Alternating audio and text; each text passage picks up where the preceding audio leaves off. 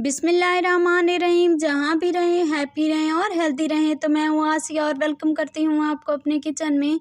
इस ईद पर अगर आपने घर वालों से ईदी डबल वसूल करनी है तो सवाइयों के साथ साथ एक दफ़ा ये मीठा भी ज़रूर बनाएं। यकीन माने ईदी आपको डबल वसूल होगी। तो ये मज़ेदार डेज़र्ट एक दफ़ा ज़रूर ट्राई कीजिएगा। सबसे पहले एक बर्तन ले लूँगी, उसके बाद 1 किलो के करीब दूध शामिल करूँगी। 2 से 3 छोटी इलायचियाँ हैं वो भी मैं इसमें शामिल कर दूँगी। उसी स्टेज पर 1 कप के करीब चीनी है, यानी कि 4 से 5 टेबलस्पून चीनी भी मैंने इसमें शामिल कर दी है।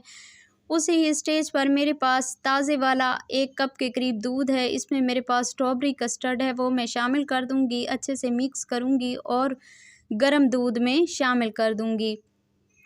तकरीबन 2 से 3 मिनट के लिए हमने इसको लो फ्लेम पे पकाना है। तो यहाँ पे हमारा कस्टर्ड जो है वो बन के तैयार हो चुका है। अब मैं फ्लेम को ऑफ़ कर दूँगी और ठंडा होने के लिए छोड़ दूँगी। अब एक और बर्तन ले लूँगी, हाफ़ कप के करीब मेरे पास पानी है वो शामिल करूँगी। उसके बाद स्ट्रॉबेरी जेली है वो भी मैं शामिल करूँगी। 7 से 8 सेकंड के लिए इसको मैं पकाऊंगी और छोड़ दूंगी। उसी ही स्टेज पर मेरे पास ये केक रस हैं, आपको किसी भी बेकरी से आसानी से मिल जाएंगे, वो ले लूँगी। और उसके बाद एक मिक्सी जार ले लूँगी और तोड़ के मैं सारे मिक्सी जार में छोड़ दूँगी। और उसके बाद हमने इनको क्या करना है कि हमने इनको ग्राइंड कर लेना है। यहाँ पे हमारे जो केक रस थे वो ग्राइंड हो चुके हैं। अब एक और डिश ले लूँगी और सारे ही ये ग्राइंड किए हुए जो हमारे पास केक रस थे वो मैं इसमें शामिल कर दूँगी और फैला दूँगी। उसके बाद मेरे पास कस्टर्ड है वो भी मैं इसके ऊपर शामिल कर दूँगी।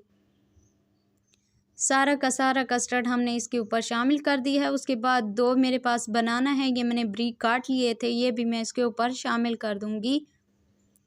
तो यहाँ पे हमारे सारे जो बनाना थे वो मैंने सारे जो हैं फैला दिए हैं। और उसके बाद मेरे पास ये जेली है, जेली इसके ऊपर हम शामिल कर देंगे।